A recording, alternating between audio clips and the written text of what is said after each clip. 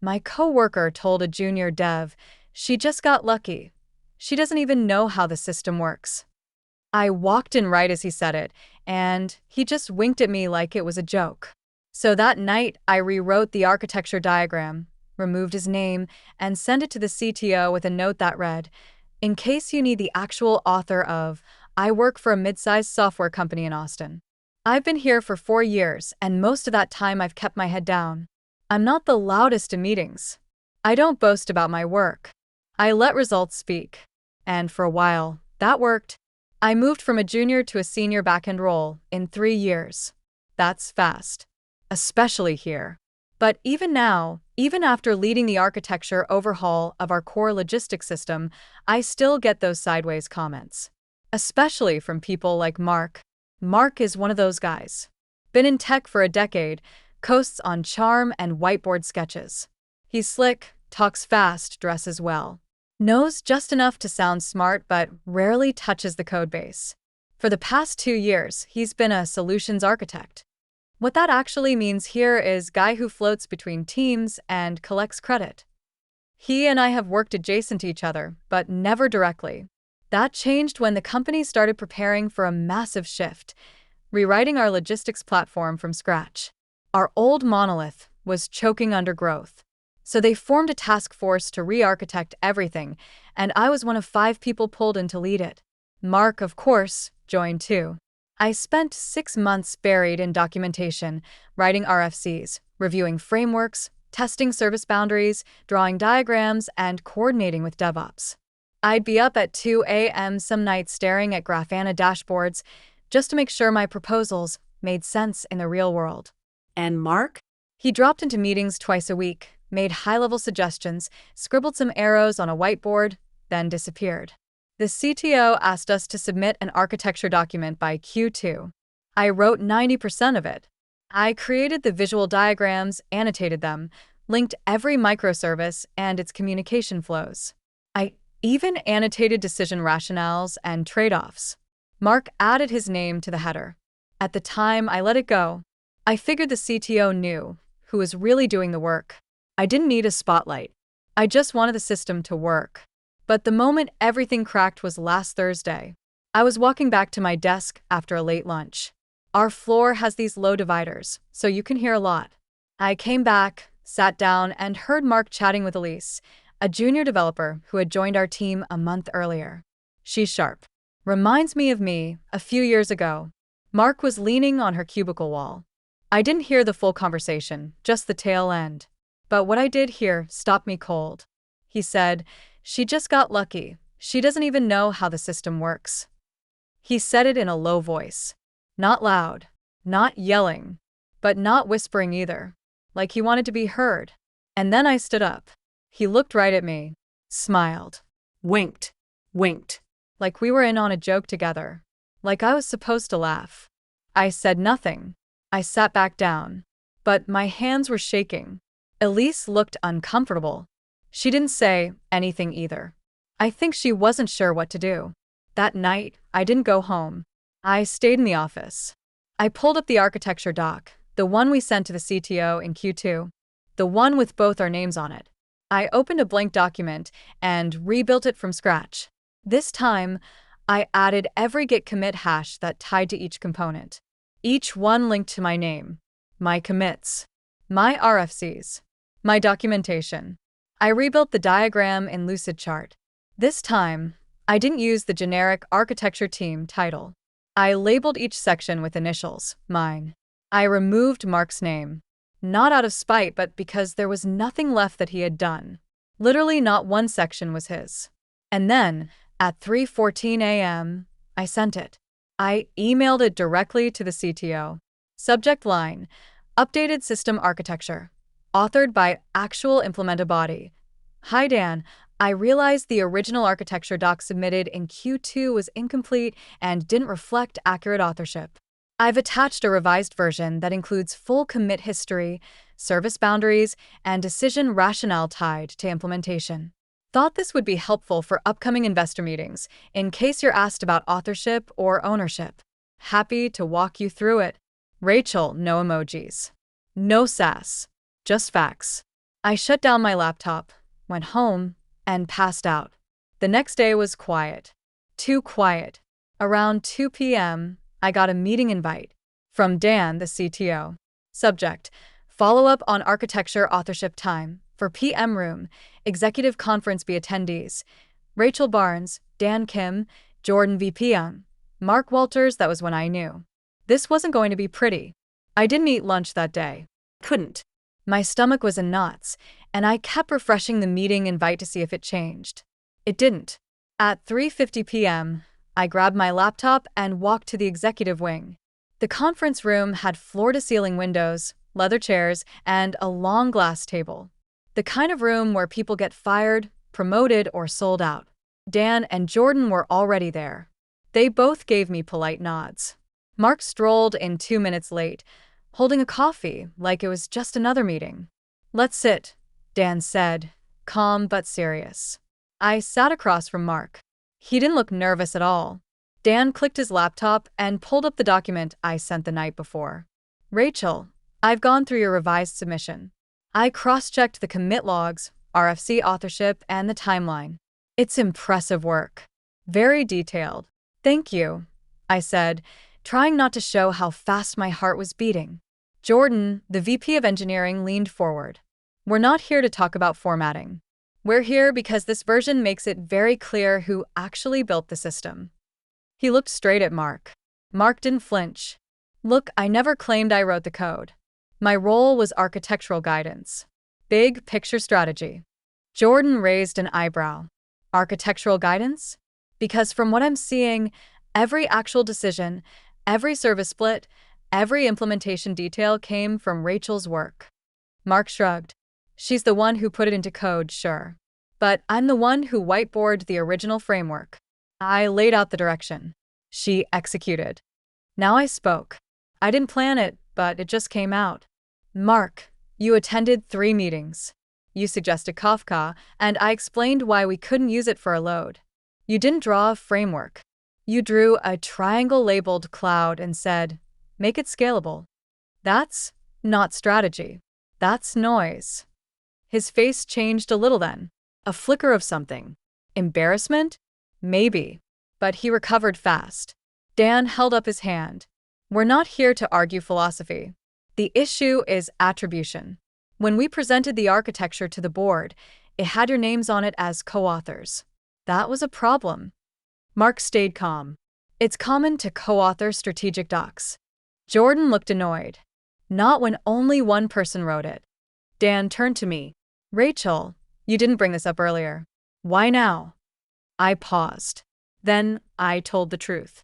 Because I let it slide before. I didn't care about credit. But yesterday, I heard Mark tell a junior dev that I just got lucky and that I don't understand how the system works. I don't usually speak up, but that crossed a line. Dan sat back and nodded. Jordan looked straight at Mark. "Did you say that?" Jordan asked. Mark smiled. "It was a joke." She walked in right after. I winked at her. Jordan didn't laugh. Neither did Dan. There was a long pause. Then Dan said, "We'll follow up." The meeting ended quietly. No raised voices. No drama. Just tension. Mark left first. Jordan walked out with him, probably to say something behind closed doors. Dan stayed behind and looked at me. That was gutsy. "Just so you know, I don't take false attribution lightly." I nodded and left. When I got back to my desk, Elise sent me a message. "Hey." "I just wanted to say thanks. I wasn't sure how to respond yesterday, but I saw what you did. It mattered." I sat there staring at the screen for a minute. That night, I thought it was over. That I'd made my point and things would move on. I was wrong. Because 2 days later, everything blew up. The CTO didn't just talk to Mark. He launched an internal audit. They started pulling documents, checking commit logs, reviewing old architecture decks. Not just from this project, but the last 2 years. Turns out, I wasn't the only one Mark had done this to. Another senior dev, Caleb, who left last year. He'd built our internal monitoring tool. Mark's name was on the doc. And there was more. Tech debt plans, sprint retros, even investor pitch decks where Mark had positioned himself as chief technical visionary. Overnight, people started whispering. Slack DMs lit up. Engineers were pissed. Someone on the data team started a thread titled Attribution Audit. Let's get the credits right, and people began posting screenshots. Commit histories. Original slide decks. RFCs. The receipts were everywhere. Mark's architecture leadership was paper-thin. A mile wide, an inch deep. Then HR got involved. And suddenly, it wasn't just about credit. It became about ethics, integrity, trust. And just when I thought it couldn't get more intense, something else happened. Mark requested a 1:1 meeting with me. Sent me a calendar invite. Subject: clear the air. I didn't respond at first. But something told me I had to hear what he wanted to say. I accepted the invite. Mostly because I wanted to see what he'd say. Maybe I wanted to hear him admit it. Maybe I thought he'd apologize. The meeting was set for 5:30 p.m. I joined a few minutes late on purpose. When I walked into the small glass room, Mark was already sitting, laptop closed, arms crossed. "Hey," he said, calm like always. "I figured we should talk before this turns into something permanent." I didn't sit. "It's already permanent." He chuckled. "Look, Rachel. You're good. I'll say it. You're really good. Maybe even brilliant. But the way you handled this? It's not how things are done." I frowned. "What does that mean?" He leaned back.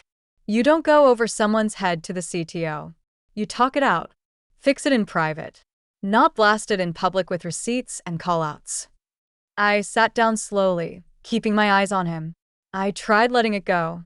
"You didn't just take credit. You dragged my name to a junior dev and you made sure I heard it." He didn't deny it. He just smiled again, that same smug smirk I'd seen too many times.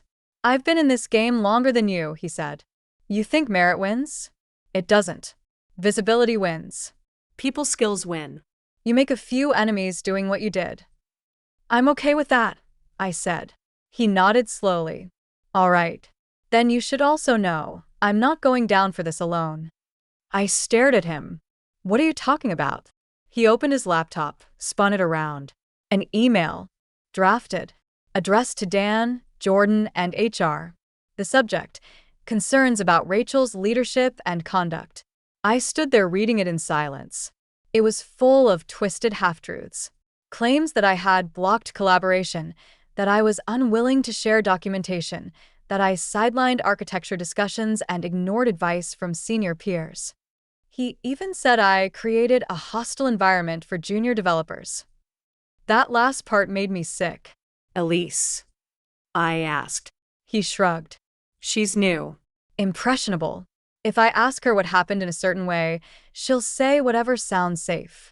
"You'd throw her under the bus too?" I said, my voice rising. His tone stayed level. "I don't want to send it. But if this thing keeps going the way it is, I will. Let's just say we both had a hand in the system. We call it even. We both save face." I couldn't believe it. He was blackmailing me. "Are you threatening me?" I asked. "No," he said, still smiling. "I'm offering a truce. We both get to walk away with our reputations. You want a promotion someday? You don't want a drama trail." I stood up and walked out. No words. No reaction. But something in me snapped right then. It wasn't about credit anymore. It was about character. I called Elise right after. She was still at her desk. I didn't tell her what Mark said. I just asked her one question. "Hey," I said, "do you remember exactly what Mark said to you the other day?" She answered without hesitating. "He said you got lucky. That you don't even know how the system works." Then he smiled like it was a joke. I asked her if she'd be willing to say that to HR. She didn't even pause. "Yes." "Absolutely. That wasn't okay. I didn't speak up earlier because I wasn't sure how things worked around here. But I will now."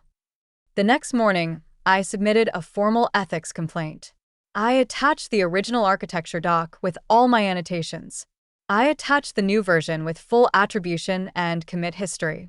I included a transcript of what Elise told me. She confirmed it herself via email. And then I told HR exactly what Mark showed me in our 1:1. the draft email, the veiled threat, the blackmail. I hit send. And then I waited. It didn't take long. Dan called me in again, this time with the director from HR sitting beside him. They thanked me. They told me they were taking it seriously. They said there would be interviews, documentation, and a full review. They asked me to stay quiet while they investigated. Not because I did anything wrong, but because retaliation is real and they wanted to protect me. For the next 2 weeks, Mark was unusually quiet. He stopped walking around like he owned the place. No more meetings. No more coffee breaks with execs. No more long chats at junior devs' desks. People noticed. One by one, folks started to ask, "Hey, what's going on with Mark?" No one answered. Then something strange happened. Mark disappeared from Slack. His profile showed out of office. Someone from finance whispered that his badge access was suspended. HR wouldn't confirm it, but the signs were clear. Then, a final twist dropped that made my stomach flip. An anonymous Slack account posted a screenshot in our company's internal forum. It was Mark's draft email. The one he showed me. Word for word. No one knew where it came from. Some said IT got involved. Others said someone on HR leaked it after seeing too many people like Mark get away with it. But once that email hit the thread, the whole company saw what he tried to do. The mask came off. People were furious. One dev said, "This is why we lose good engineers." Another replied, "He did the same thing to Caleb. Remember when Caleb quit mid-sprint?" The CTO shut the thread down within the hour. But the damage was done. Mark wasn't just gone. He was exposed. And now a different kind of fallout began, not just for him. For me too. Because even though people saw the truth, there were people who started whispering my name too. Some thought I went too far. Some said I should have handled it more professionally. And then something happened I didn't expect. My promotion was put on pause. They told me it was due to the ongoing cultural climate. They told me they wanted to let things settle. Even though I did everything right. Even though I stood up. Now I was the one who had to wait. And I started to wonder, was this all worth it? I'd exposed him. But at what cost? I couldn't sleep. Couldn't eat. And just when I thought it couldn't get worse, I found out someone else was talking behind my back. Someone I trusted. The person talking behind my back was David. I didn't see it coming. David and I had worked together on the old monolith system. We'd shared war stories over cheap pizza during late-night deployments. He always backed me up in meetings. Or at least I thought he did. It started as a whisper. One of the front-end leads, Lana, came by my desk with a look I've only seen when someone's about to drop bad news. "Hey," she said softly. "You didn't hear it from me, but David's been saying you only went after Mark because he blocked your promotion." I froze. "That's not true," I said, almost too fast. "I know," Lana said. "But he's been saying it in those little side conversations. Lunch tables. After stand-ups. Stuff that spreads." I thanked her, but I felt sick. Of all people, David? I waited 2 days before I confronted him. I wanted to be calm. But when I pulled him into a breakout room and shut the door, I couldn't keep my voice level. "You really said I went after Mark to boost my own career?" David looked annoyed. "Look, Rachel, things got messy. And yeah, people are asking questions. You sent that doc at 3 a.m. You went straight to the top. What did you expect?" I stared at him. "I expected you to back me up. Because you know how he operated. You saw it for 2 years." He shrugged. "I did. But no one made you send that email. No one made him take credit for my work either." David sighed. "I'm not saying you were wrong. I'm saying you didn't play it smart." I left the room shaking. And that night, something in me snapped for good. These people didn't want justice. They wanted things quiet. Smooth. Unshaken. I had tried that. For years. I gave credit, covered others, stayed quiet. No more. That weekend I compiled everything. Not just about Mark. I started digging. I pulled screenshots, old Slack logs, version history on shared docs. David? I found 3 separate documents he collaborated on where his name was on the front page, but the real content came from junior devs. Mostly women. One had even quit 6 months in. I reached out to her. Her name was Stephanie. She didn't even hesitate. "Oh, you mean David the idea thief?" I'm still salty about that. He presented my entire onboarding tool in a QBR and didn't include me in the credits. She agreed to write a statement. By Monday morning, I had a 20-page file. Mark's theft. David's pattern. The junior devs affected. All with receipts. I didn't send it to HR this time. I sent it to the board. Our company had a diversity and ethics committee formed after a PR disaster 2 years ago. The email went to them, along with the CTO, VP of Engineering, and General Counsel. No drama. Just facts. I didn't ask for anything. I simply wrote, "You asked us to value integrity and inclusion. I'm asking you to read the following, then decide if we're practicing what we preach." They didn't respond right away. But 3 days later, the hammer dropped. Mark was officially terminated. Not just quietly, publicly. An all-hands email said he violated code of conduct and ethical expectations tied to project authorship and workplace behavior. David? He was demoted. The email didn't name him, but his org chart moved the next day. A week later, he left on his own. Everyone knew what that meant. HR set up listening sessions for women in engineering. For the first time, they actually listened. Stephanie got an apology from the VP of Product. Elise was moved to a mentorship program. She told me later she almost quit, but the way I stood up gave her a reason to stay. As for me, they offered me the promotion again. This time with a raise. A bigger office. A title bump. I said no.